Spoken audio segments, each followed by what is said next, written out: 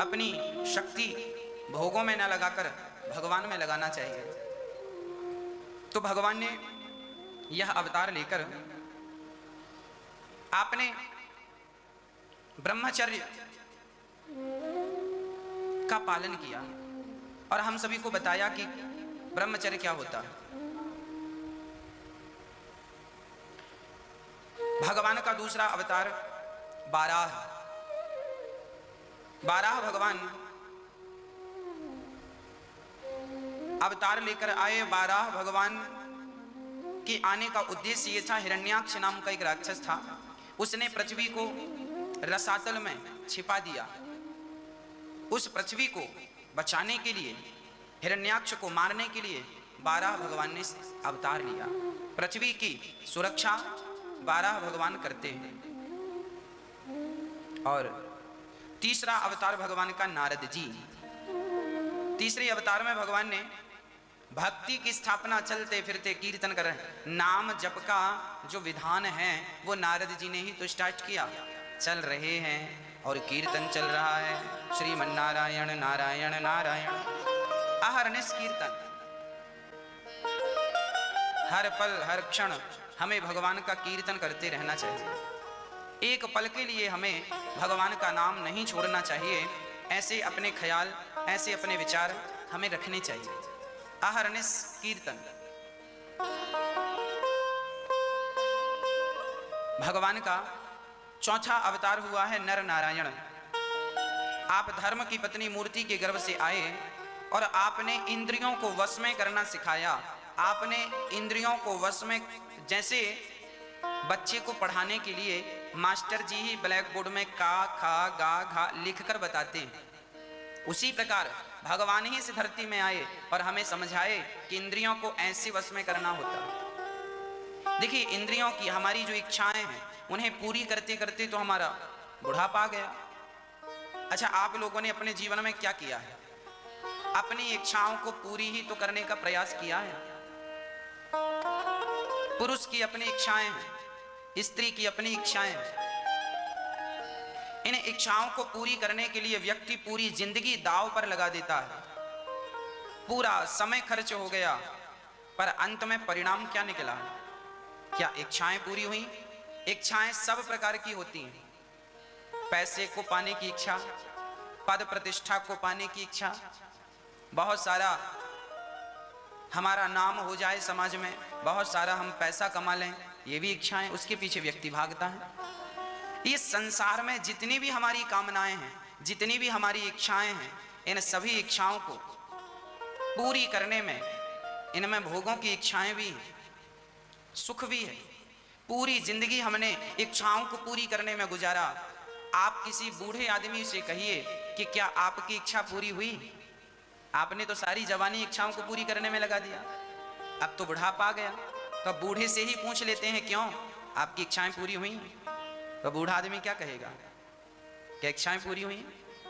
सारी जिंदगी आपने पकवान खाए, सारी जिंदगी आपने सारा सुख माना कि आपने सारा सुख उठाया, फिर भी इच्छाएं पूरी हुई ना। इसलिए नर नारायण भगवान को आना पड़ा और उन्होंने इंद्रियों को वश में करने की शिक्षा दी। कैसे इंद्रियों को वश में किया जाता है? आपको एक बात बताएं, जिससे अधिक प्रेम होता है ना, हम कहते हैं उसी से नफरत, घृणा हो जाए तो वो जंजाल छूट जाता है। समझिएगा, एक राजा निकल रहा था, जवान राजा था। एक राजा जा रहा था तो एक गांव में एक घर, उस घर की एक सुंदर सी एक कन्या, बहुत सुंदर वो स्त्री थी, वो अपने घर के आंगन में बाहर झाड़ू लगा रही थी। राजा की दृष्टि उस महिला पर पड़ गई। राजा तुरंत रथ से उतरा और उस स्त्री के पास आकर बोला, तुम बहुत सुंदर हो, हम तुमसे विवाह करना चाहते हैं। उस स्त्री ने कहा कि मैं आपसे विवाह नहीं करना चाहती, आप राजा हैं और मैं एक सामान्य स्त्री हूँ, मेरी अपनी इच्छाएं, अपनी जरूरतें सामान्य व्यक्ति से पूरी हो जाएंगी। आप राजा हैं, मैं आपसे विवाह नहीं करना चाहती। आप राजा लोग 10 रानियां रखते हैं और हमें ऐसा जीवन साथी नहीं चाहिए जो हमारे सिवा भी और किसी से प्रेम करे। उस महिला ने मना कर दिया कि हमें आपसे विवाह नहीं करना। राजा ने कहा ना, हम तुमसे ही विवाह करेंगे और तुम नहीं मानोगी तो जबरदस्ती तुमसे विवाह। हम राजा हैं। अब राजा तो कौन लड़े राजा से, राजा तो राजा है। राजा ने पिता को धमकी दी, लड़की सुनो इसको मना लेना नहीं तो उठा के ले जाएंगे। अब राजा चला गया।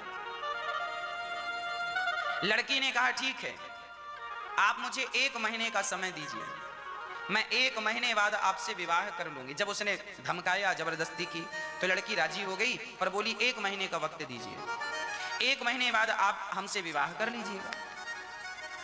ठीक है, राजा तैयार 1 महीना।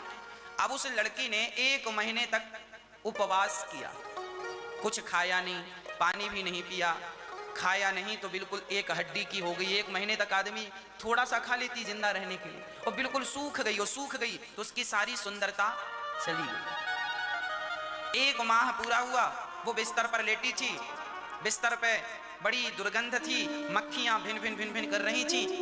राजा आया, कहाँ है मेरी होने वाली पत्नी, दिखाओ। लड़की के पिता ने कहा बिस्तर पर पड़ी है। राजा गया, देखा, अरे ये नहीं, वो कहाँ गई जिसे मैंने देखा था। अरे महाराज यही तो है। अरे जब मैंने उसे देखा था वो तो बड़ी सुंदर थी, पर ये, बोले महाराज पहले ये सुंदर थी, पता नहीं क्या बीमारी हो गई, अब दुबली हो गई, ऐसी हो गई, अब कोई देखता मक्खी लग रही है इसके मुंह में। राजा बोला इससे थोड़ी विवाह करेंगे, चलो। राजा चला गया।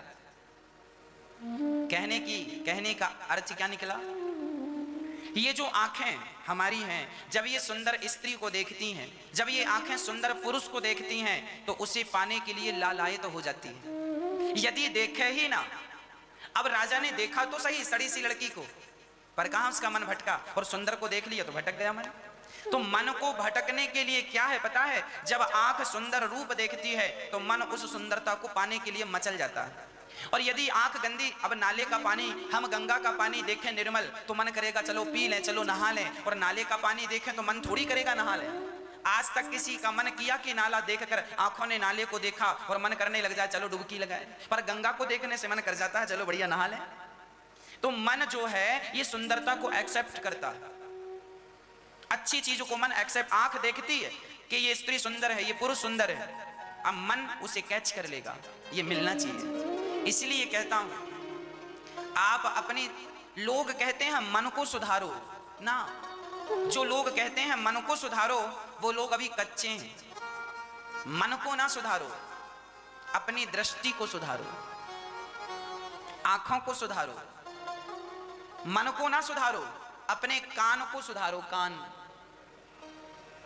किसी की बुराई ना सुनो, कान सुधरेंगे। मन ना सुधारो, अपनी जिह्वा को सुधारो।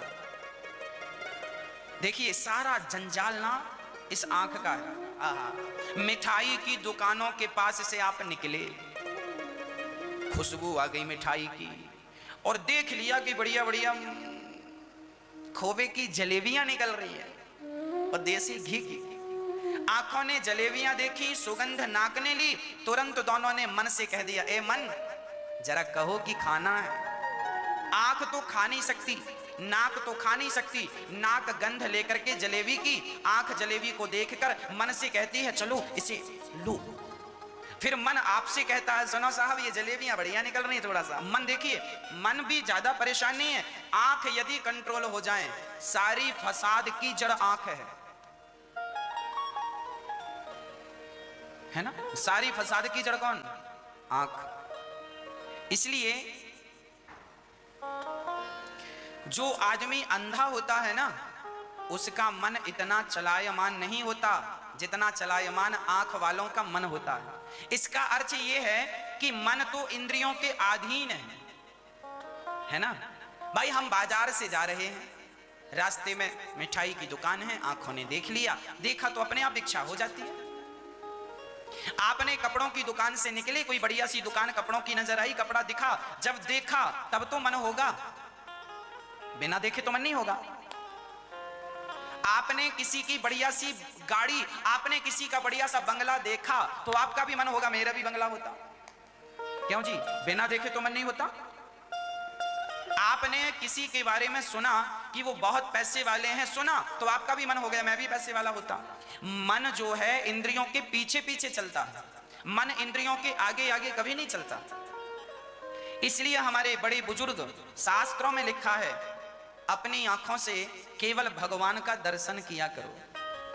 इन आंखों से जगत को देखोगे तो जगत में उलझे रह जाओगे। यदि सुलझना है तो आंखों से केवल हमारे श्याम सुंदर के, श्री राधा रानी के सिर्फ चरणों का दर्शन किया करो।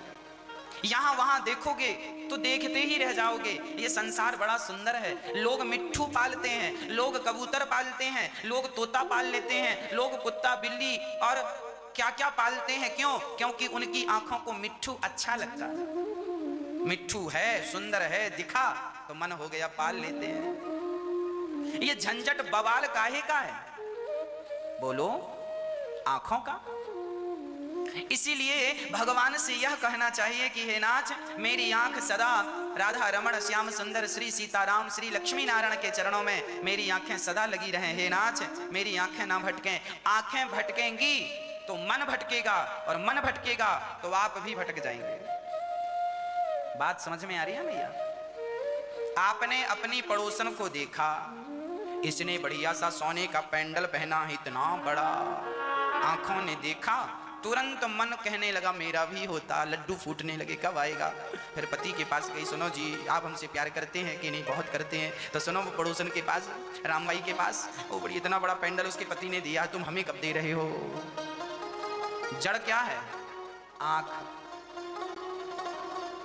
इसलिए अपनी आंखों में कंट्रोल कंट्रोल कंट्रोल। कुछ भी ना देखा करो। गंदे गंदे सीन आज पिक्चरों में लोग देखते हैं, और जब गंदे गंदे सीन आप पिक्चरों में देखते हैं, टीवी सीरियलों में देखते हैं, तो जो देखते हैं, आंखों ने देखा तो मन तुरंत वहां भाग के चला गया। आज हमारी युवा पीढ़ी बिगड़ रही है। इसका कारण क्या है? टीवियों में अश्लीलता परोसी जा रही है। पिक्चर हैं, सीरियल हैं, गंदे गंदे गाने हैं, गंदे गंदे वीडियो टीवियों पे चल रहे हैं, गंदी गंदी पिक्चरें बन रही हैं, उल्टे सीधे डायलॉग मार रहे हैं, बोल रहे हैं, गंदी गंदी गालियां, पिक्चरों में गालियों का यूज करते हैं। अब आंखों ने देखा, कानों ने सुना, अपने आप मन वहां चला गया। स्वाभाविक, ये प्राकृतिक है मैया। यही तो कुसंग है। एक सामान्य व्यक्ति अपनी पूरी जिंदगी में आंखों पर कंट्रोल ही तो नहीं कर पाता। बड़े बड़े साधु, बड़े बड़े सन्यासी, बड़े बड़े त्यागी क्यों महान हो जाते हैं? क्योंकि उनकी इंद्रियों पर कंट्रोल होता है, वश होता है। यही साधना है। आंख तो कुछ भी देखेगी, मन तो कुछ भी चाहता है, पर ना आपका विवेक, आपका संस्कार, आपका सत्संग आपको रोकेगा। ये गलत है ना, वहां नहीं जाना, गलत रास्ते। राम जी 14 साल के लिए जंगल में थे। सीता माता जंगल में रह रह के जरा सांवली हो गई, सुंदर बन के सूर्पनखा आ गई और राम जी को मोहित करने लगी। हमें भी देखो, हमें भी। देखिए ये स्त्रियां, सूर्पनखा जैसी स्त्रियां राम को लुभा रही हैं। हमारी तरफ देखो, हम बड़ी सुंदर हैं, सुंदर हैं, सुंदर हैं, देखिए हमें। यदि राम जी का विवेक और राम जी का संस्कार कमजोर होता तो राम जी सूर्पनखा की तरफ आकर्षित हो जाते, और यदि आकर्षित हो जाते तो क्या राम को फिर कोई भगवान कहता? आकर्षित नहीं हुए, सूर्पनखा का जादू राम पर नहीं चला, इसलिए तो राम भगवान हैं। आप भी किसी स्त्री के चक्कर में पड़ गए तो उसका जादू आप पर चल गया, तो फिर आप महान कैसे बनेंगे? हम इसीलिए कहते हैं सारा संसार घूमना चाहिए, सारा संसार देखो, पर किसी का जादू आप पर ना चले। आप पर तो केवल बिहारी जी का जादू चल जाए, केवल उनके चरणों में अनुराग हो। यही इस मानव तन की, मानव जीवन की सार्थकता है। यदि आप उलझ गए, और मैं बार बार कह रहा हूं, ये आंख बड़ी फंसाने और उलझाने वाला। लोग कहते हैं मन बुरा है, सारा कसूर मन का नहीं होता। अरे मन को कहा किसने? आंखों ने तो कहा। आप जरा शांति से विचार करके देखिए, किसी का मन जलेबी खाने का नहीं होता।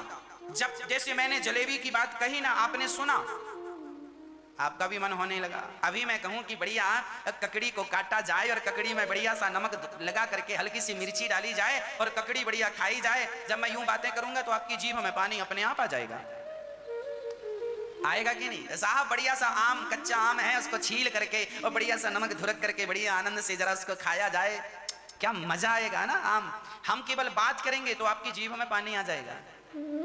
अरे आपने सुना इसलिए तो पानी आया। अब आप सुन चुके हैं कि आम बढ़िया कच्चा मिल जाए और उसकी जरा चटनी बन जाए और थोड़ी सी धनिया डाल करके, थोड़ी सी मिर्ची, थोड़ा सा नमक डाल के और चटनी बन जाए और फिर उसको रोटी के साथ खाएं, बढ़िया वाह मजा आ जाए। चटनी रोटी, चटनी चावल खाएं, क्या होगा? आपकी जीभ में पानी आ गया कि नहीं? क्या अर्थ है मेरी माँ? अब मोती चूर के लड्डू मिल जाते तो बढ़िया देसी घी डाल करके अधौटा खूब लड्डू खाते। जब तक आप सुनेंगे नहीं, जब तक आप देखेंगे नहीं, तब तक आपका मन वहां जा ही नहीं सकता। पॉसिबल ही नहीं है। बताओ यदि पॉसिबल है तो इसमें विचार करो, चिंतन करो।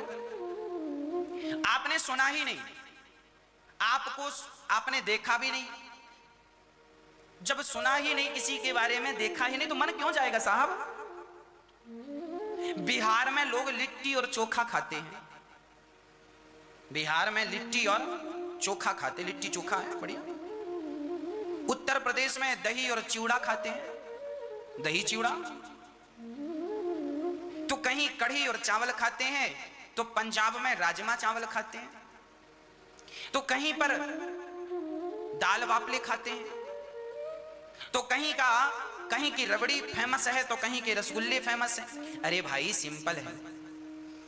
आपने जो गुजरात के लोग हैं, गुजरात में तो जानते हैं फाफड़ा जलेबी प्रसिद्ध है। फाफड़ा जलेबी, वहां जलेबी फाफड़ा खाते हैं, फाफड़ा जलेबी और बहुत सारी खाने की चीजें हैं। अब ये बताओ, गुजरात में फाफड़ा जलेबी है और बिहार में लिट्टी चोखा है। क्या बिहार के लोग कभी फाफड़ा जलेबी खाने की इच्छा करेंगे? नहीं। और कभी गुजरात के लोग लिट्टी चोखा खाने की इच्छा करेंगे? नहीं, क्योंकि गुजरात के लोगों ने लिट्टी चोखे के बारे में ना तो सुना है, ना तो उसे कभी देखा है। जब देखा नहीं, सुना नहीं, तो खाने का मन बिल्कुल नहीं होगा। और बिहार के लोग, उन्होंने कभी फाफड़ा जलेबी खाया नहीं, तो ना खाने की इच्छा होगी, ना तो देखा। देखेंगे, सुनेंगे तो इच्छाएं होंगी, तो मन कहेगा। इसलिए कहता हूं कि मन को कंट्रोल करना है तो आंखों पे कंट्रोल कीजिए, कानों पे कंट्रोल। इसीलिए आंखों से केवल भगवान का दर्शन कीजिए, कानों से केवल भगवान की कथा सुनिए। यदि ये दो आदतें आ गई तो अपने आप आपका मन वश में हो जाएगा। कोई भी आपका मन भटका नहीं सकता। मन तब भटकता है जब आप संसार में बहुत भटकते हैं, घूमते हैं, देखते हैं, सुनते हैं। इसलिए आंख है, केवल भगवान में आंख लगाए हमारी। अब किसी महफिल में जाने की हमें फुर्सत नहीं। अब किसी महफिल में जाने की हमें फुर्सत नहीं। आंख है तो केवल भगवान के लिए हो, कान है सिर्फ भगवान की कथा के लिए हो। यही हमारे जीवन की सार्थकता है। अन्यथा हमें आंखें क्यों मिली हैं? क्या स्त्रियों को देखने, पुरुष को देखने, प्रपंच देखने आए हैं? अरे प्रपंच तो कुत्ता बिल्ली भी देख रहे हैं। तुम्हारी आंखें केवल भगवान को देखने के लिए हैं। इसलिए इन आंखों को भगवान में लगाओ। नर नारायण भगवान ने इंद्रियों को वश में करने की बात कही। भगवान का 5वां अवतार कपिल देव जी, जिन्होंने सांख्य शास्त्र का उपदेश अपनी मां को किया। 6वें अवतार भगवान नारायण का 6वां अवतार कौन सा है? दत्तात्रेय जी। दत्तात्रेय जी ने 24 गुरु बनाए। हमें भी गुरु बहुत सारे बना लेने चाहिए। बहुत सारे मतलब शिक्षा गुरु तो बहुत सारे होते हैं और हो सकते हैं, पर जो दीक्षा गुरु है, जहां से आप दीक्षा लेते हैं, जिसे कान फुकवाना, कान फूकना बोलते हैं, वो एक ही गुरु होने चाहिए। दीक्षा देने वाले गुरु एक होने चाहिए। और शिक्षा के लिए तो आप शिक्षा के गुरु बहुत सारे बना सकते, कहीं से भी शिक्षा। दत्तात्रेय जी ने 24 गुरु बनाए। पृथ्वी को गुरु बनाया, वायु को गुरु, आकाश को गुरु, अग्नि को गुरु, चंद्रमा को गुरु। क्या सीखा? पृथ्वी से हमें शिक्षा मिलती है कि पृथ्वी सहनशील होती है, हमें भी सहनशील होना चाहिए। वायु, वायु से क्या शिक्षा मिलती है? वायु सब तरफ चलती है, दुर्गंध से भी निकलती है, सुगंध से भी। पर वो वायु ना तो दुर्गंध में आसक्त होती है, ना तो सुगंध में। चलती रहो, ना तो बुराइयों में उलझो, ना तो निंदा चुगली में उलझो, आगे भगवान की ओर निरंतर। जैसे हवा बस चलती ही बहती ही रहती, ऐसे हमें भी ईश्वर की ओर चलते रहना है। ये वायु से गुरु बनाकर शिक्षा मिली। आकाश को गुरु बनाकर क्या सीखा? जैसे आकाश सर्वव्यापी है, उसी तरह ईश्वर भी सर्वव्यापी। अग्नि, अग्नि में कुछ भी डालो स्वाहा, उसी तरह आपका स्वभाव हो। आपका कोई सम्मान करे उसे भी स्वाहा, अपमान करे उसे भी स्वाहा। आपका कोई अपमान करे, अच्छा आपका कोई सम्मान करे, उसको भी जल्दी भूल जाओ। याद रखेंगे ना तो अहंकार आएगा, अरे हमारा सम्मान होता, सब सम्मान करते, फिर आदमी अहंकारी हो जाता है। तो अहंकार ना आए इसलिए सम्मान को भूल जाओ, और कोई अपमान करे उसे भी भूल जाओ। क्योंकि अपमान कोई कर देगा ना, आपका कोई अपमान कर दे तो आपको रात को नींद नहीं आएगी।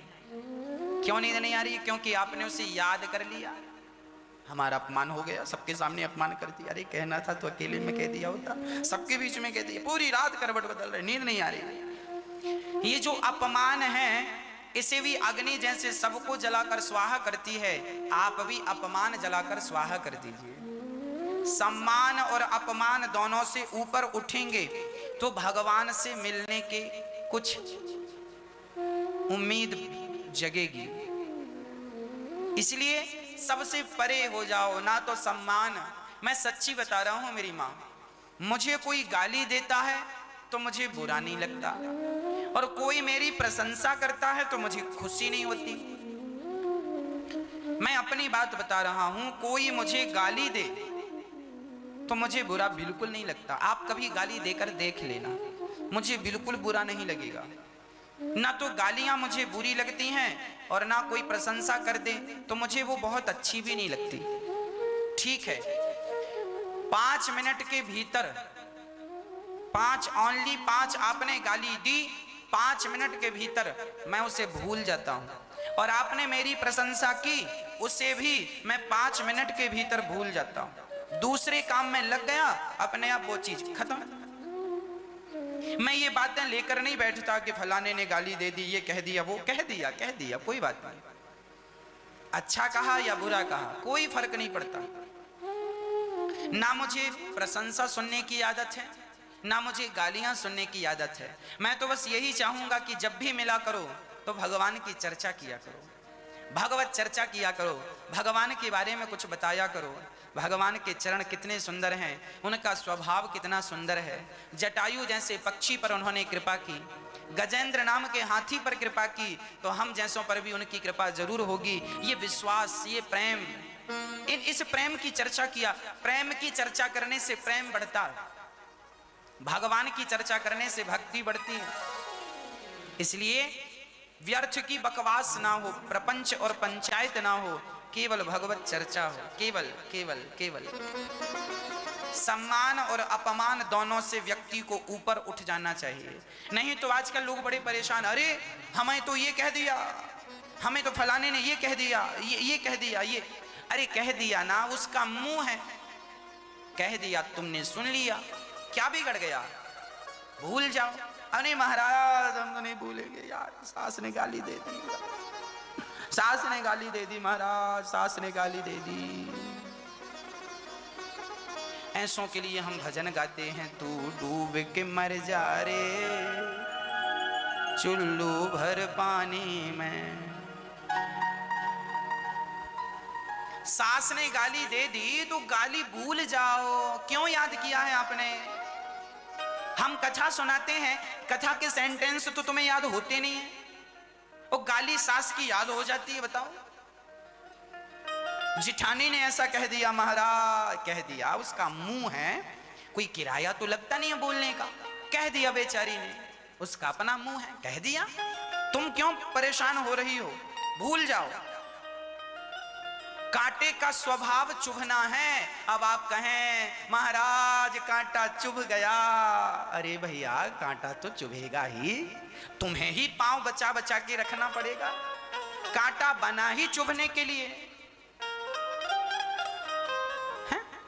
तुम ही पांव क्यों नहीं बचाते? तुम्हारी जिठानी कांटा है, तुम्हारी देवरानी कांटा है, तुम्हारी सास कांटा है, तुम्हारी बहू कांटा है। यदि ये सब कांटे हैं एक दूसरे के लिए, तो तुम्हें ही अपना पांव बचा बचा के रखना पड़ेगा। कांटा तो चुभेगा ही। तुम्हारी जिठानी बिना ताने मारे रह नहीं सकती, तुम्हारी देवरानी बिना ताने मारे रह नहीं सकती, तुम्हारी सास बिना ताने मारे रह नहीं सकती, और तुम्हारी बहू बिना ताने मारे रह नहीं सकती, और तुम्हारे पड़ोसी बिना ताने मारे रह नहीं सकते। बेचारे इनका स्वभाव ऐसा ही है। आप इनका स्वभाव मत बदलिए, आप अपने आप को बदल डालिए। जमाने को बदलने की ताकत मेरे भीतर नहीं है, पर अपने आप को बदलने की ताकत मेरे भीतर है। जब मैं अपने आप को बदल दूंगा तो जमाना अपने आप बदल जाएगा। समस्याएं यहां हैं कि हम तो बदलते नहीं हैं और हम दूसरों को बदलने की बात कहा करते हैं। हमारी सास बदल जाए, हमारी सास अच्छी हो जाए, हमारी देवरानी अच्छी हो जाए, हमारी जिठानी अच्छी हो जाए। अरे वो नहीं हो सकती, तुम अच्छी हो जाओ। तुम्हारा पड़ोसी स्वभाव नहीं बदलेगा, तुम्हें ही स्वभाव बदलना होगा। जो तुमको कांटा बुबे ताही बोए तू फूल, तो को फूल को फूल है, वाको है त्रिशूल। हम सबके लिए भगवान से प्रार्थना करें, प्रभु सबको सद्बुद्धि दो। मीराबाई के ससुर राणा थे, क्या राणा का स्वभाव बदल सका? बोलो, क्या रावण का स्वभाव बदल सका?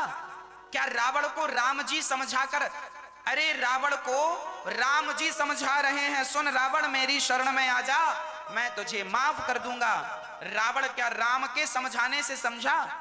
रावण क्या हनुमान जी के समझाने से समझा? तो तुम अपनी सास और जेठानी से कैसे समझ जाओगी? हाँ, रावण नहीं समझा तो तुम्हारी जेठानी कैसे समझेगी? और तुम्हारी देवरानी और तुम्हारी सास और तुम्हारी भौजाई कैसे समझेगी? इन्हें मत समझाओ, अपने मन को समझा लो। इनके बीच में रहने की आदत बना लो। बदलना है तो अपने आप को बदल डालो, परिवर्तित करना है तो अपने आप को परिवर्तित कर डालो। जमाने को क्या परिवर्तित करोगे? हाँ, दत्तात्रेय जी ने 24 गुरु बना के किसी ना किसी से कुछ ना कुछ सीखा है। आपको भी सीखना चाहिए, रोज सीखना चाहिए। और ऐसा नहीं सीख लिया और भूल गए ना, उस बात पर अमल करो। भगवान के 7वें अवतार यज्ञ नारायण, 8वें ऋषभदेव जी, 9वें अवतार पृथु, 10वें मत्स्य, 11वें अवतार में भगवान कछुआ कच्छप बन के आए। हाँ? कछुआ बन के आए भगवान ने, कछुआ बनकर भी सिखाया। अच्छा, कछुआ 5 चीजें बाहर निकाल लेता है और देखता है कि कोई संकट आया तो 5 चीजें अंदर सिकोड़ लेता है ना मैया? क्या क्या निकालता है बाहर कछुआ? 2 हाथ, 2 पांव और एक मैया आप बताओ। अपना मुंह बाहर कर लेता है, गर्दन। कछुआ 5 चीजें बाहर करके चलता है, देखता है कोई खतरा है तुरंत 5 अंदर, है ना? ऐसे ही होता ना। ये कछुआ जो है ना, ये भी हमारा गुरु है, क्योंकि भगवान ही कच्छप बन के आए। कछुआ देखा करो तो भगवान का दर्शन किया करो कछुए में। इसीलिए कछुए का दर्शन करना उत्तम होता है। आप रास्ते से जा रहे हैं, कछुआ मिल जाए बड़ा शुभ माना जाता है। कच्छप भगवान है। ये 5 चीजें बाहर करता है, 5 चीजें अंदर कर। ये 5 चीजें क्या है? हमारी 5 ज्ञान इंद्रियां, बहिर्मुखी और अंतर्मुखी। हमारी आंख यदि संसार को देख रही है तो हमारी आंख बहिर्मुखी है, और हमारी आंख यदि संसार में भगवान को देख रही है तो हमारी आंख अंतर्मुखी है। हमारे कान संसार का प्रपंच सुन रहे हैं तो हमारे कान बहिर्मुखी हैं, और हमारे कान केवल भगवान की कथा में मन लगा रहे हैं तो हमारा कान अंतर्मुखी है। इसीलिए बहिर्मुखी नहीं होना चाहिए हमें। जैसे कछुआ सब अंदर समेट लेता है, हमें भी अंतर्मुखी हो जाना चाहिए। बाहर की तरफ बिल्कुल ना देखो। ये स्त्री है, ये पुरुष ये पेड़ और पौधे हैं, ये तो बहिर्मुखी दृष्टि है ना। परंतु ये पुरुष नहीं, ये गोविंद हैं। ये स्त्री नहीं, श्री लक्ष्मी जी हैं, श्री सीता माता हैं, श्री राधा रानी हैं। जब आप इन स्त्रियों में श्री सीता जी का और पुरुषों में राम का दर्शन करेंगे तो आप अंतर्मुखी माने जाएंगे। इसलिए बहिर्मुखी व्यक्ति सदा दुखी है। साधु संत भी तो हमारी तरह जीते हैं, खाते हैं, हमारे आसपास रहते हैं। फर्क इतना है कि हम बहिर्मुखी हैं और वो लोग अंतर्मुखी हो जाते हैं। देखने देखने का नजरिया है साहब, देखने देखने का नजरिया है। भक्त नामदेव ने रोटियां चुपड़ी, रोटियों में घी लगाया और घी लगा के एक जी पर एक रोटियां रखी और रोटियां बन गईं, और घी की कटोरी लेने अंदर गए कि चलो घी चुपड़ लूं रोटी में और भगवान को भोग लगाऊं। रोटियां बनाकर रखी और घी की कटोरी लेने अंदर गए, तब तक कुत्ता आया और सारी रोटियां मुंह में दबा के नामदेव जी की रोटियां दबा के भागा।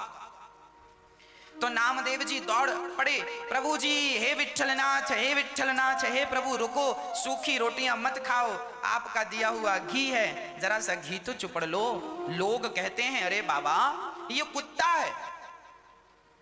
नामदेव जी बोले तुम्हारे लिए कुत्ता है, हमारे लिए तो हमारे विठ्ठल भगवान है।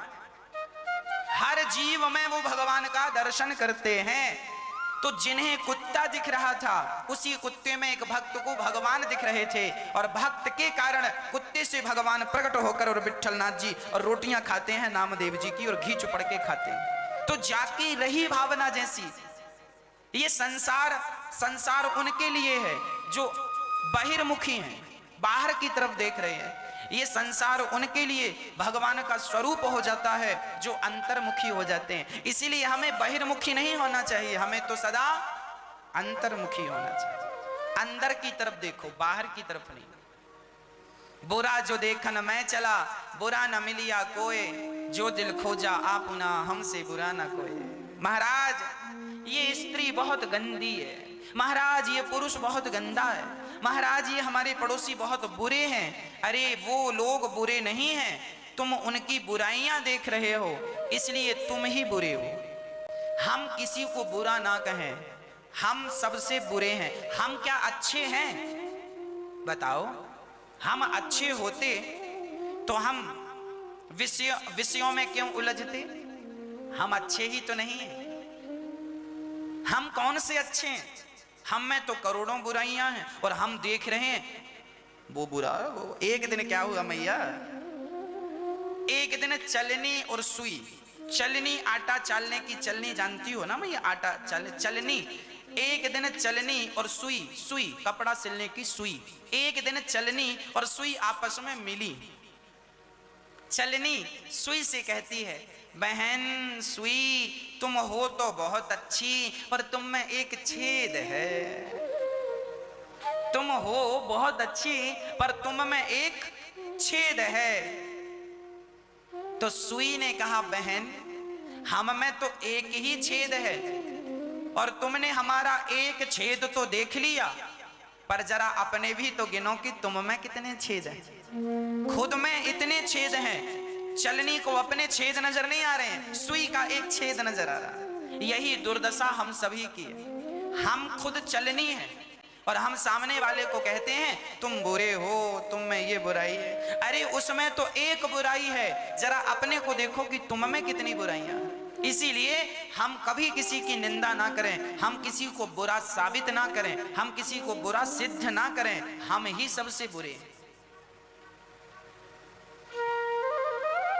प्रिय भक्तों, कच्छप भगवान इस धरती पे आए और पर्वत को पीठ में रख के समुद्र मंथन में सहयोग किया।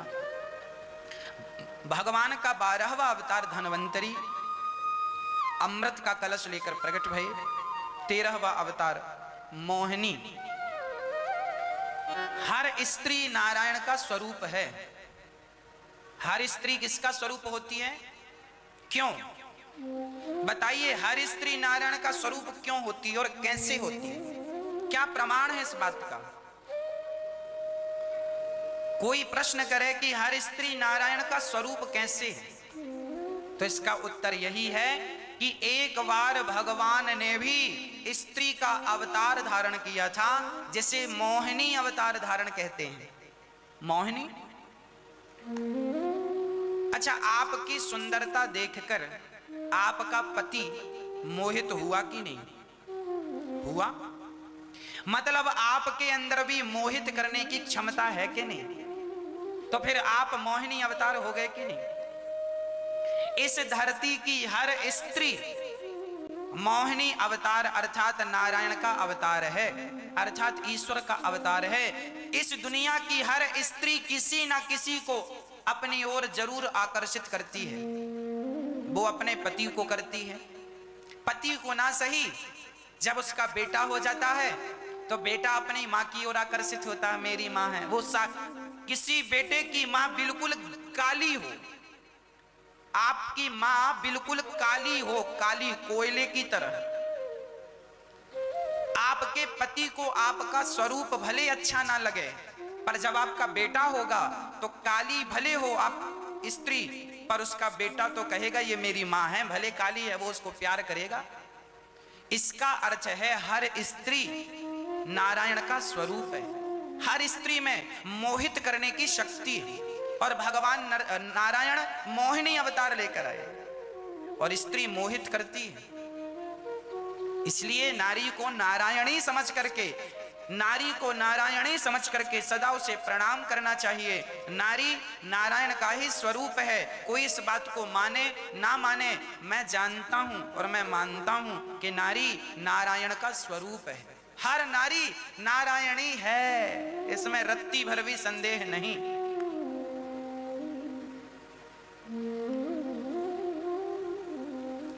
भगवान का 14वां अवतार है नरसिंह अवतार, प्रहलाद जी के लिए लिया गया। 15वां वामन, 16वें परशुराम जी, 17वें वेद व्यास जी, 18वें श्री राम, 19वें बलराम, 20वें श्री कृष्ण, 21वें अवतार बुद्धावतार, 22वें हरि अवतार, 23वें हंस अवतार और 24वें कल्कि अवतार। ये भगवान के 24 अवतार हैं। भगवान के अवतार तो अनंत हैं, हरि अनंत, हरि कथा अनंत, कहाँ है सुनहि बहुविधि सब संत। एक बार व्यास जी बहुत उदास थे, तब नारद जी आए, बोले क्या हुआ महाराज, बड़े परेशान हैं। बोले क्यों परेशान हैं? जब सांवरा मेरे संग है तो फिर हम डरें क्यों? इतनी सी बात समझ में आ जाए। भगवान ने, व्यास जी ने 17 पुराण लिख डाले पर शांति नहीं। नारद जी ने कहा मैं दासी पुत्र, मेरी माँ काम करती थी एक ब्राह्मण के घर, उनके यहाँ कुछ संत आए, मैंने खूब संतों की सेवा की।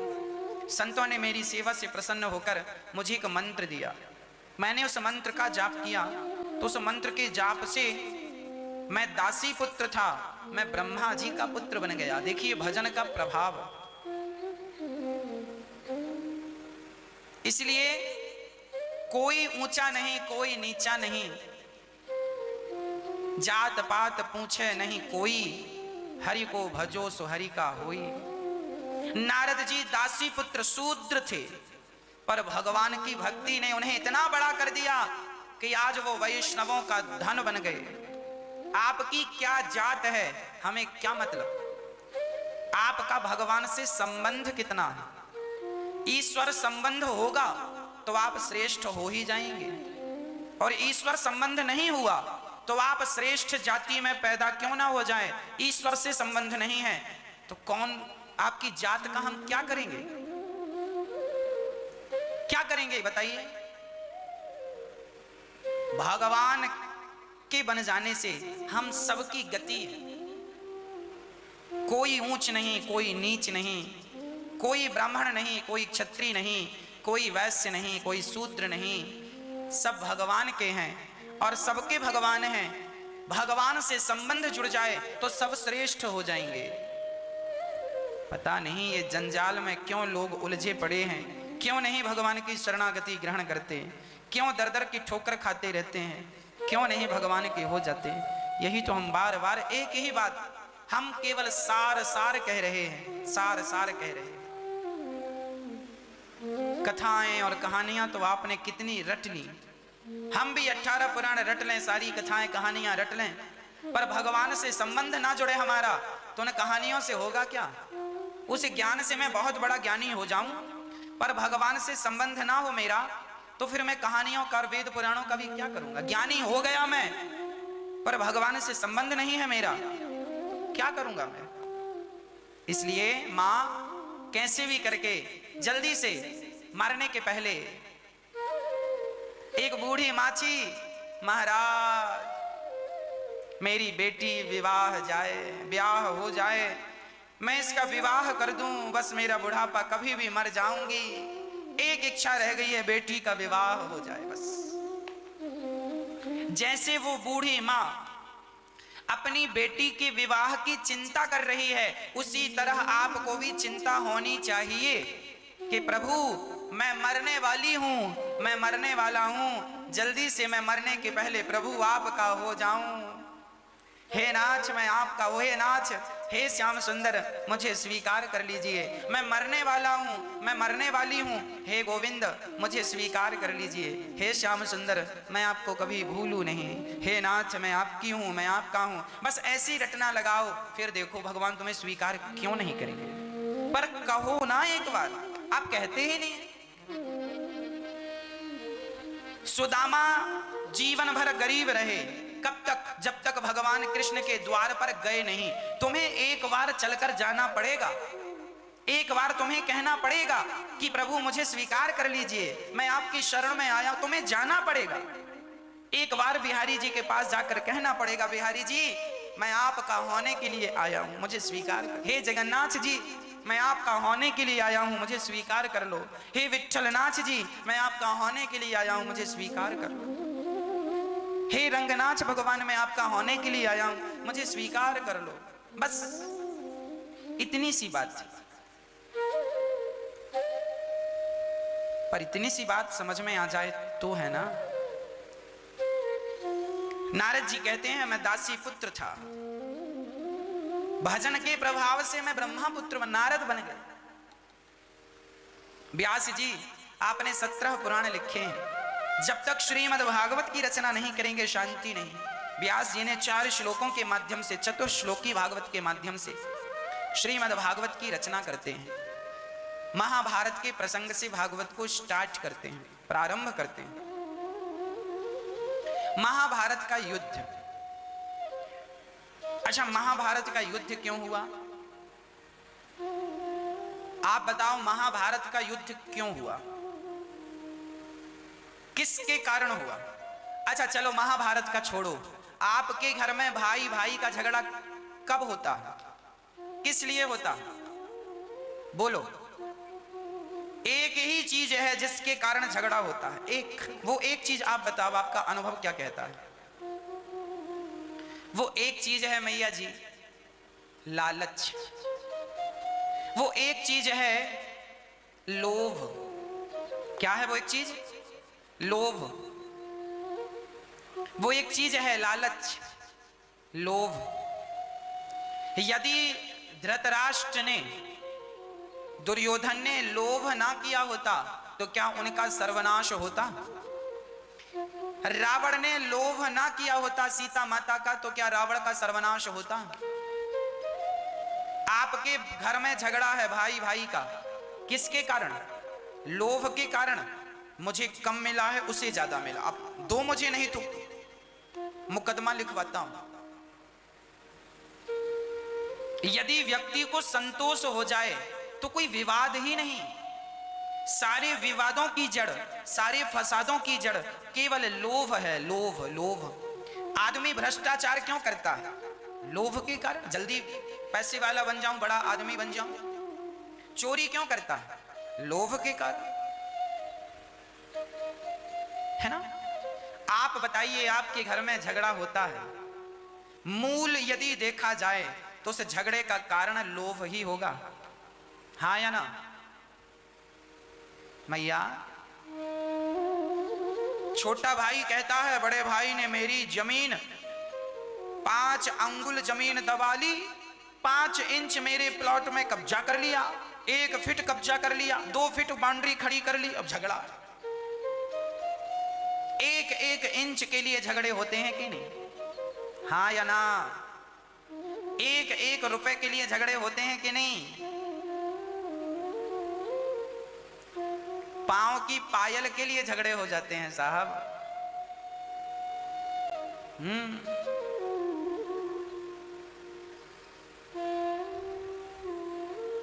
जब तक आपके अंदर से लोभ नहीं मिटेगा तब तक आपको शांति मिल ही नहीं सकती। दुर्योधन को लोभ था कि धर्मराज युधिष्ठिर का भी राज्य मिल जाए, हमारा तो है ही, युधिष्ठिर का भी मिल जाए। आदमी अपने में संतुष्ट नहीं है, औरों का भी हड़प लें, इसका भी इसका भी।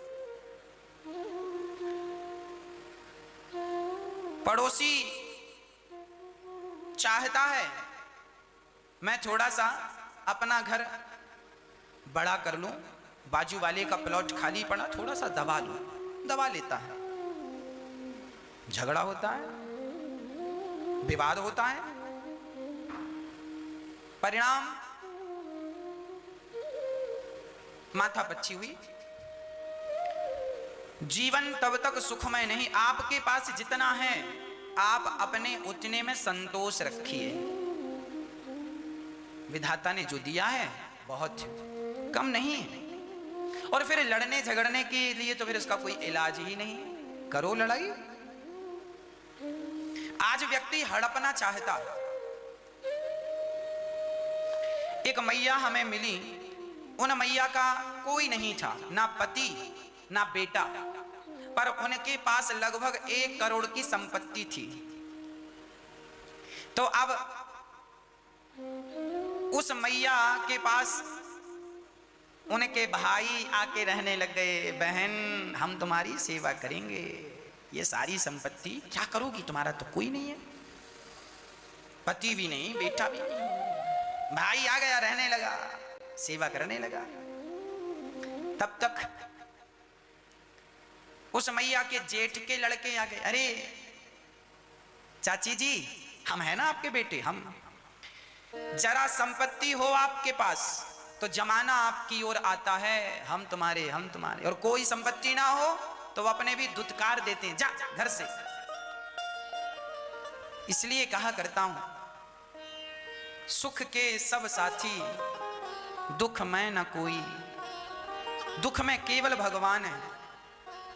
आप तो अपने बचे हुए समय का भगवान में समय को खर्च करके भगवान में समय लगाइए और भगवान में समय लगाकर आत्म कल्याण कीजिए, परमार्थ कीजिए। अपनी संपत्ति कभी अपने किसी भी रिश्तेदार को नहीं देना चाहिए। क्यों?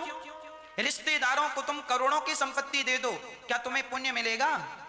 और वही संपत्ति तुम्हारी तुम जरूरतमंदों में बांट दो, दान पुण्य कर दो अपने हाथ से, वह तुम्हें पुण्य मिलेगा। बाप अपनी करोड़ों की प्रॉपर्टी यदि अपने बेटों के नाम कर दे, 100 करोड़ यदि बेटों को दे दे, तो बाप को 1 रुपए का पुण्य नहीं मिलेगा। और वही उसमें से 10% यदि दीन दुखी जरूरतमंदों में दान पुण्य कर दे, तो वह इतना पुण्यात्मा हो जाएगा कि स्वर्ग के सिंहासन का अधिकारी बन जाएगा। लेकिन लोग समझते ही नहीं। इसीलिए पुण्य करना चाहिए, दान करना चाहिए। जिनके पास है उन्हें देने से क्या फायदा, जिनके पास ऑलरेडी खचाखच भरा हुआ है, अरे देना है। इसीलिए हम गौरी गोपाल वृद्धाश्रम में गौरी गोपाल अन्न क्षेत्र चलता है, यहां अन्न क्षेत्र चलता है। हजारों लोग पेट भर के भोजन ग्रहण करते हैं।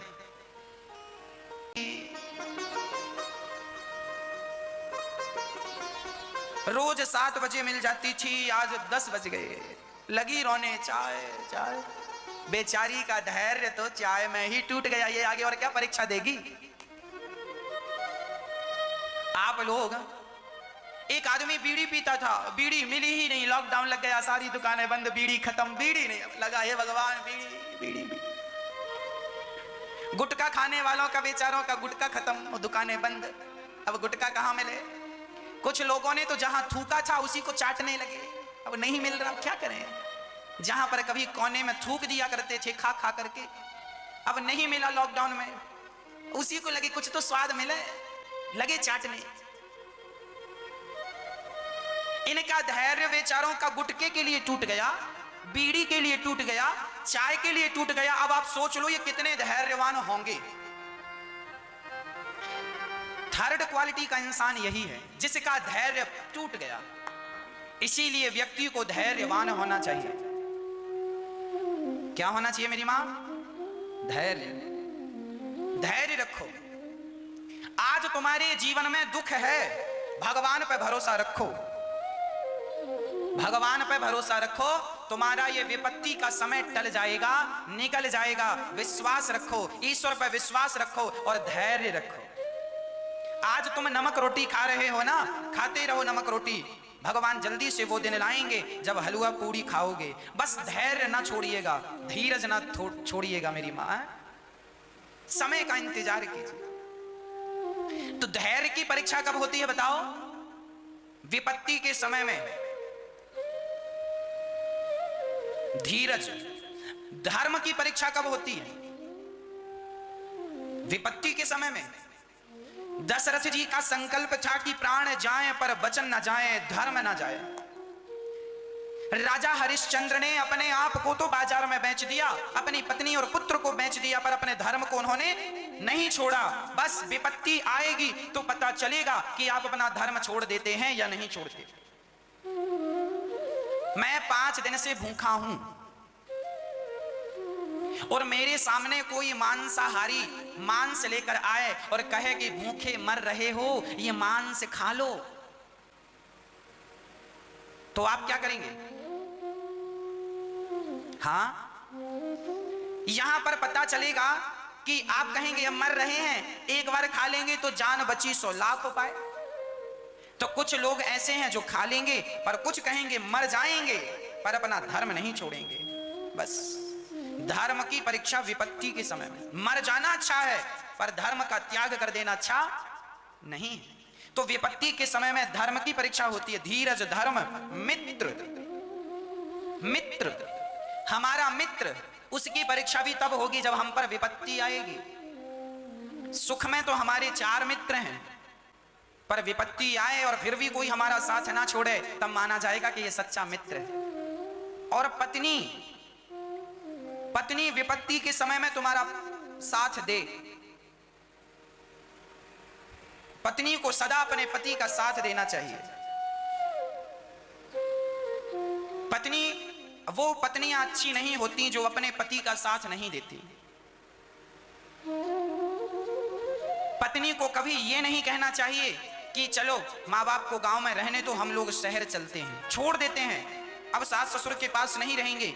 स्त्री को कभी ये नहीं कहना चाहिए। कहेगी, आपने कहा कि चलो हम शहर चलते हैं और आपका पति चला गया शहर माँ बाप को छोड़कर आपके सास ससुर को, तो आपके सास ससुर बुढ़ापे में जितना कष्ट उठाएंगे अपने बेटे के बिना, उनके कष्टों का कष्ट आपको ही मिलने वाला है।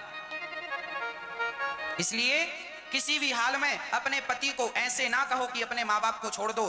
पति का साथ देना चाहिए। पति माँ की सेवा करता है तो उसे माँ की सेवा में तुम भी साथ दो। पति माँ बाप की आज्ञा का पालन करता है तो तुम भी उसे साथ दो। बहुत सारी स्त्रियां ऐसी होती हैं, बहुत तो अच्छी होती हैं जो सदा सास ससुर की सेवा करती हैं, पर बहुत स्त्रियां ऐसी भी मिल जाएंगी आपको जो अपने सास ससुर को गिलास भर पानी, अपनी बूढ़ी सास को गिलास भर पानी भी नहीं देती बहू, ऐसी भी मार्केट में बहुत बहुएं मिल जाएंगी आपको। इसका मतलब यही हुआ कि इस स्त्री ने अपने पति का साथ नहीं दिया। पति का साथ देने का अर्थ ये नहीं है कि तुम पति के संग संग घूमो। अरे आपका पति, सुनना ध्यान से, यदि आपका पति अपने माँ बाप की सेवा नहीं कर रहा है और उसके माता पिता दुखी हैं, तो आपके पति को माँ बाप की सेवा ना करने से उसे पाप लग रहा है। तो क्या आप ये चाहेंगी कि आपका पति पापी हो जाए? यदि आप नहीं चाहती तो आप अपने पति से कहो कि आप अपने माँ बाप के पास रहो। हम सब माँ बाप के पास रहते हैं, सास ससुर के पास सेवा का अवसर मिलेगा। थोड़े दिन की जिंदगी है, बुढ़ापा चल रहा है, मर जाएंगे फिर तो हमें अकेले ही रहना है इनके बिना। यदि कोई स्त्री अपने पति से कहे ना माँ बाप की सेवा मत करो, चलो शहर में रहो, हम वहां रहेंगे, मतलब तुमने एक बेटे को माँ बाप से दूर कर दिया, तो दूर करने का पाप जानती हो?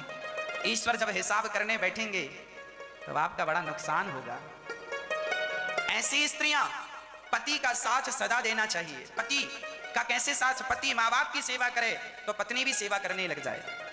पति की प्रसन्नता में पत्नी प्रसन्न रहे, अपनी मर्जी ना चलाए। कभी कभी तुम्हारी कोई मर्जी हो तो पति से कहो, सच्चा पति होगा तो वो पूरा करेगा, है ना? अपने ढंग से नहीं चलाना चाहिए। नारी की पहचान भी विपत्ति के समय में होती है। सास ने जरा बहू को डांट दिया तो बहू नारा, सुनो जी तुम्हारी माँ हमें डांट दी है, हमें नहीं रहना बुढ़िया के साथ, चलो शहर, नहीं तो हम मायके चली गई। मैं मायके चले जाऊंगी, तुम देखते रहियो, है ना? चली बोरिया बिस्तर लेके मायके, तुम्हारी इस माँ ने हमें डांट दिया। अरे तुम्हारी माँ और मेरी माँ एक ही है। डांट दिया तो माँ है, तुम्हारी भी तो अपनी जन्म देने वाली माँ तुम्हें डांटती होगी कभी कभी गलती। बहुओं की ये आदत होती है, वो अपनी माँ की डांट तो सह लेती हैं पर सास की डांट सहन नहीं कर पाती, जबकि ये आदत बिल्कुल गलत है। सास और माँ, देखिए गौरी गोपाल वृद्धाश्रम में आपकी तो एक माँ होती होगी, मेरे पास तो सैकड़ों माताएं हैं, लगभग 150 माताएं हैं और मैं सभी माताओं की सेवा करता हूं। आप किसी माँ से पूछ लीजिएगा, उन्हें कोई तकलीफ तो नहीं है। मैं 150 माताओं का ध्यान रखता हूं। यदि मैं 150 और आगे 1000 माताओं को रहने के लिए वृद्धाश्रम बना रहा हूं, जहां 1000 माताएं रह सकेंगी, तो मैं 1000 माताओं का ध्यान रख सकता हूं। तो क्या आप अपनी एक माँ का ध्यान नहीं रख सकते? इतना भी कठिन नहीं है, इतना भी कठिन नहीं होता माँ की सेवा जितना आप समझ रहे हैं। क्या मैं कर नहीं रहा हूं? मेरे से अच्छा आप नहीं जान रहे होंगे। माँ की सेवा कल्याणकारी ही होती है। माँ की दुआएं ईश्वर के आशीर्वाद से कम नहीं होती मेरी माँ। इसलिए पति को यही, पति कहे कि माँ को छोड़कर शहर चलते हैं तो पत्नी समझाए अपनी माँ को इस हाल में तो मत छोड़ो। ये पत्नी का धर्म है। जब तुम इन धर्मों का पालन करोगी तो आने वाली तुम्हारी औलाद तुम्हारी सेवा करेगी, तुम्हारी संतान सेवा करेगी। इसलिए धीरज, धर्म, मित्र और नारी आपत्काल परखिए चारी। विपत्ति के समय में इनकी परख होती है, पहचान होती है। सास गाली दे कोई बात नहीं, सबके घर में चलता है, भूल जाओ, प्रेम से रहो। एक गाली देने का अर्थ ये तो नहीं कि तुम घर छोड़ के चली जाओ। तुम्हारी माँ तो तुम्हें कई बार डांटती है, थप्पड़ भी मार देती है, तो क्या तुम घर छोड़ के भाग जाती हो? जब अपने मायके में ऐसा व्यवहार नहीं तो फिर ससुराल में ऐसा व्यवहार क्यों? कल आपकी भी बहू आएगी, गलती करेगी तो आप भी उसे डांटेंगी, समझाएंगी। सबके घर में थोड़ी बहुत तू मैं चलती है, चलता है, पर सेवा करना चाहिए। ये धर्म, इंसानियत निभाओ बस। माता द्रौपदी कहती हैं, ना साड़ी बीच नारी है, ना नारी बीच साड़ी है, ना साड़ी ही की नारी है, ना नारी ही की साड़ी है। ये तो वृंदावन बिहारी है जो चीर बनकर खिंचा जा रहा है, खिंचा जा रहा है। जिसका कोई नहीं उसके श्री कृष्ण है, मेरे भगवान। भगवान ने पितामह पर कृपा की, द्रौपदी पर कृपा की। पितामह का संस्कार हुआ, सूर्य उत्तरायण हुए, उनके प्राण निकले और उनकी सदगति हुई। भगवान द्वारिका गए, जहां स्वागत हुआ। राजा परीक्षित का जन्म हुआ। धृतराष्ट्र गांधारी विदुर जी के द्वारा परम गति को प्राप्त करते हैं। भगवान जब धराधाम को छोड़कर गए तब कलयुग आ गया। पांचों पांडव स्वर्गारोहण के लिए निकल गए। कलयुग आ गया। राजा परीक्षित ने एक गाय और एक बछड़े को देखा कि काला सा व्यक्ति मार रहा है। पूछा तुम कौन हो? उसने कहा मैं कलयुग हूं। क्यों गाय को मारते हो? बोले जहां गाय होती है, जहां धर्म होता है, दान पुण्य, वहां मुझे रहने नहीं देते। कलयुग गाय को नहीं चाहता। राजा परीक्षित ने कलयुग को मारने तलवार निकाली, पर कलयुग बोला महाराज मुझ में लाख बुराइयां हैं पर एक अच्छाई है। क्या अच्छाई है? कलयुग बुद्धि बिगाड़ देता है लोगों की, लोग गलत काम करते हैं। कलयुग में एक अच्छाई है कि कोई भगवान के नाम का सहारा ले ले तो केवल नाम के बल पर भवसागर से पार हो जाता। कलयुग केवल नाम आधारा। राजा परीक्षित ने इस अच्छाई को देखकर कलयुग को रहने को 4 कमरे बनवाए। द्यूतम पानम स्त्रिया सूना। राजा परीक्षित के जमाने में कोई जुआ नहीं खेलता था, तो राजा परीक्षित ने कहा तुम यहां रह लो, कोई खेलता ही नहीं।